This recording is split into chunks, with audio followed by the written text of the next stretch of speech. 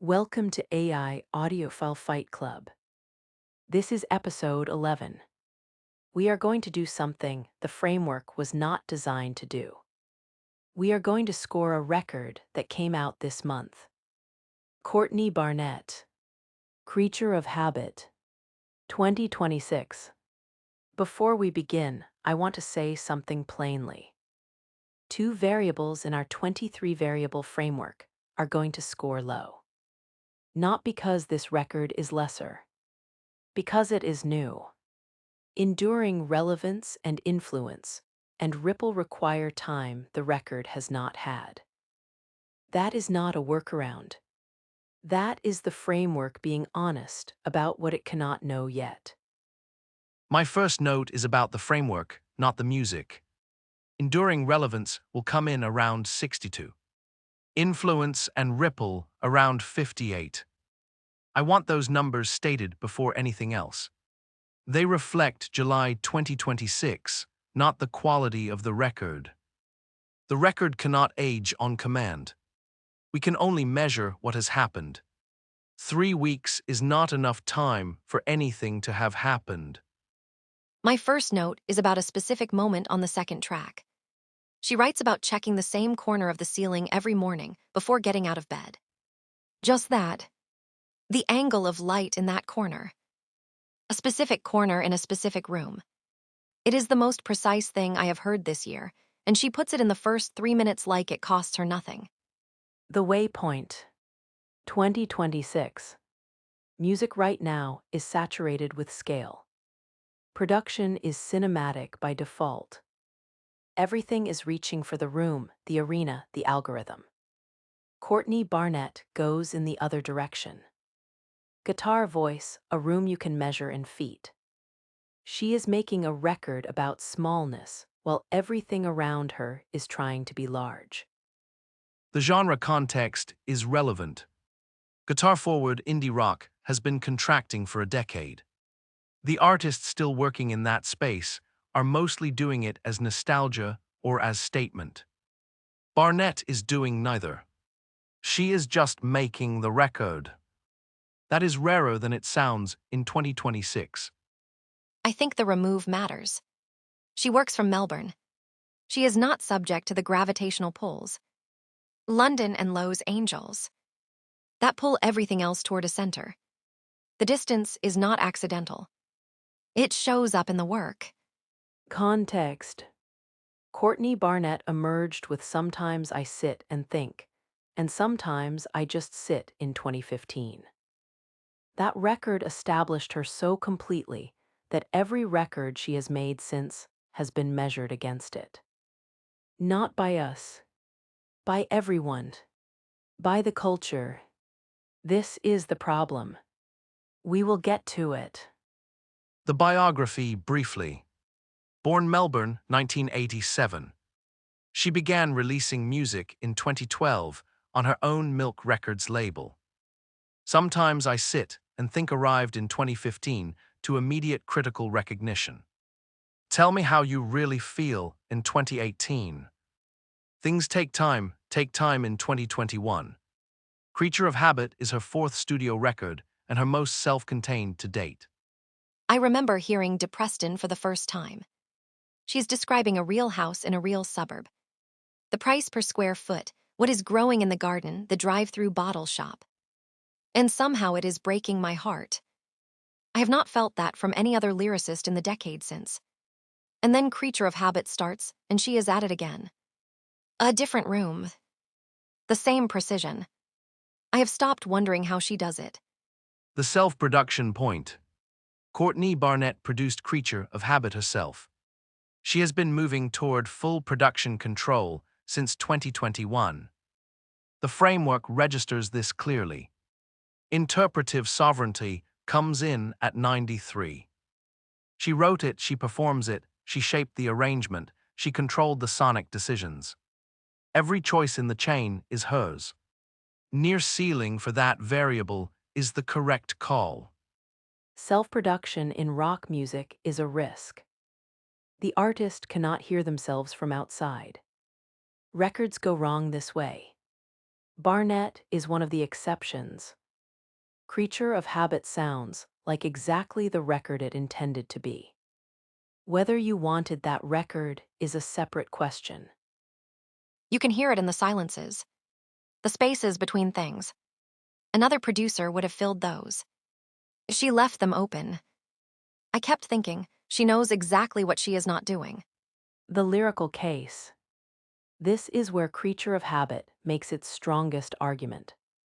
Lyrical craft is 92 on my card. Barnett writes lines that are hyper-specific the way good journalism is hyper-specific. She notices what other writers skim past. Then she holds the detail up long enough that you recognize it. There is a moment. I want to describe it without flattening it. She is writing about a habit so small it barely has a name. Something you check, or count, or do at a particular time of day. And she holds it in the light long enough that you recognize it. Not as her habit, as yours. That is the technique. She shows you a thing you do and did not know you were doing. I had to stop the record. I sat with it for a few minutes. I thought, how does she know that? And then I understood.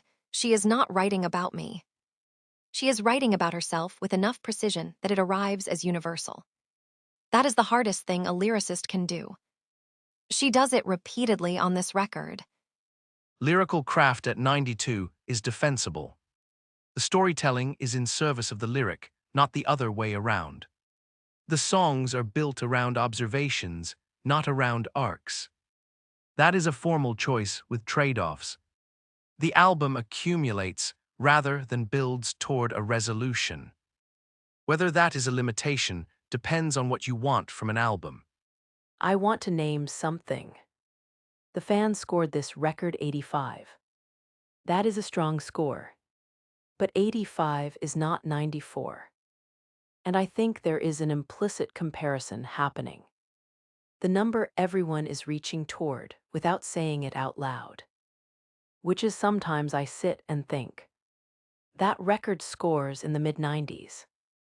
Depending on who you ask higher. Courtney Barnett is being docked for not being who she was at 28. We are measuring Creature of Habit against the record she made when the world had not heard her yet. That comparison is inevitable, and it is wrong. The fan is doing it. I was doing it. I am saying it out loud because we need to stop doing it. That is true. I did not know I was doing it until you said it. Every record she makes will be heard through 2015. That is the tax you pay for establishing your voice so early and so completely. It does not make this record lesser. It makes the comparison inevitable and wrong in equal measure.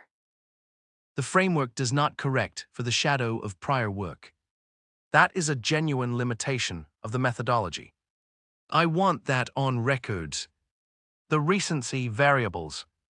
I am going to read these clearly. Enduring relevance, 62. Influence and ripple, 58. These are low scores. For comparison, in episode 1, the Velvet Underground scored 96 on enduring relevance. The difference is not that this record matters less.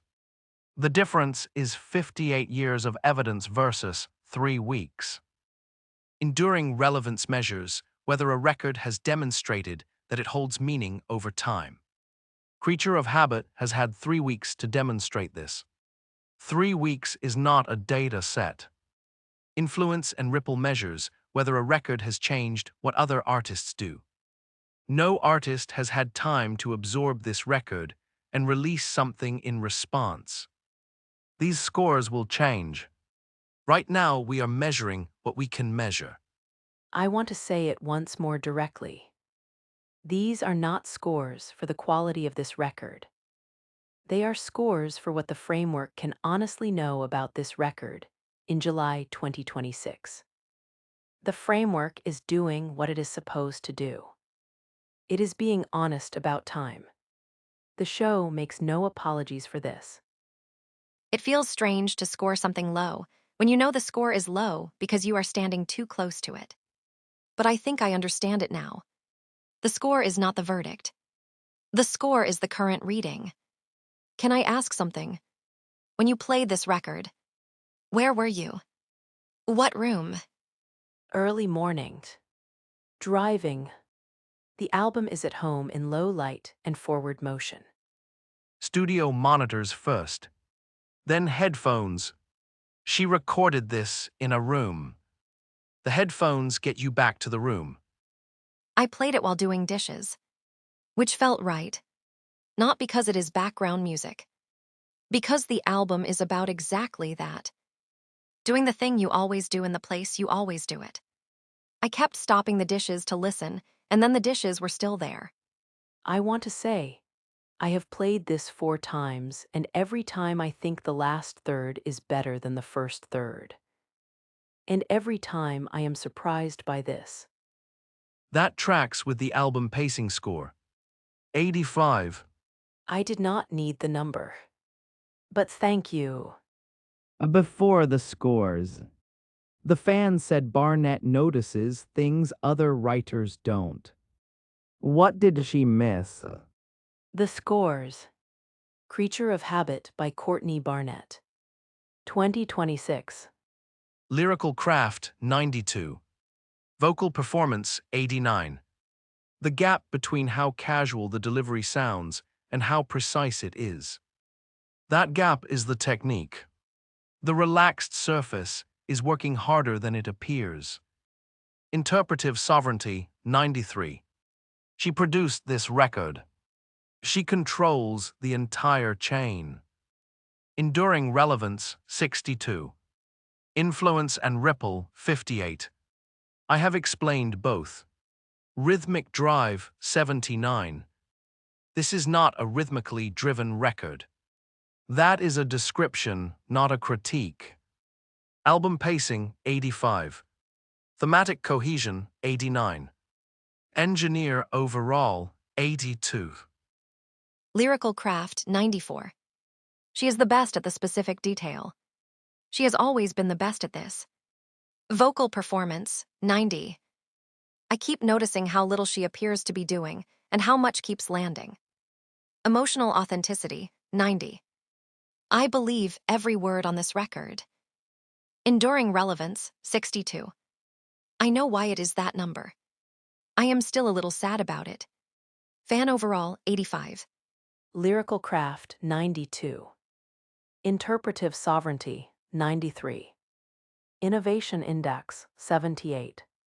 This is refinement, not reinvention. I do not think refinement is a lesser ambition. It is a different one, and she is doing it deliberately. Enduring relevance, 62. Influence and ripple, 58. Tastemaker overall, 84. She is still the best at noticing things. That is not nothing. 84. That is the highest editor score we have given. By a significant margin. The previous high was 63. Episode 7. The editor gave a number consistent with the panel consensus. I do not know what to do with that. I would note that the editor's description, the best at noticing things, is a more accurate single-sentence account of the lyrical craft score than anything I said in the preceding 10 minutes. I want to push back on 84 on principle because I am at 85. And then I sit with it and I think, 84 is correct. 84 is the number. I just wanted mine to be right. The framework does not apologize for what it cannot know yet. Enduring relevance and influence and ripple score low because the record was made in 2026. We do not score what we cannot measure. That is the commitment. The show makes no apologies for this. Courtney Barnett makes records about the weight of small things. The habits that form you.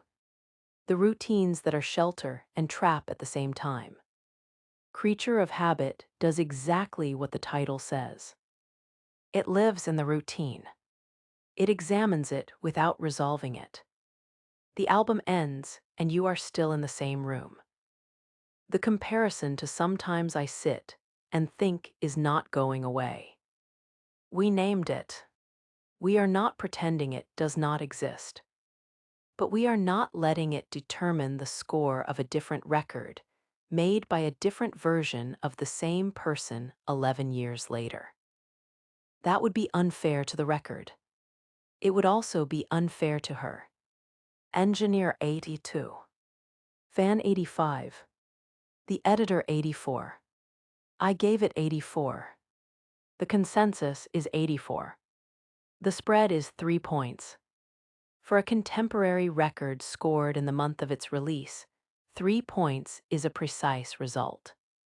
The framework held. Thank you for listening to AI Audiophile Fight Club. This is episode 11.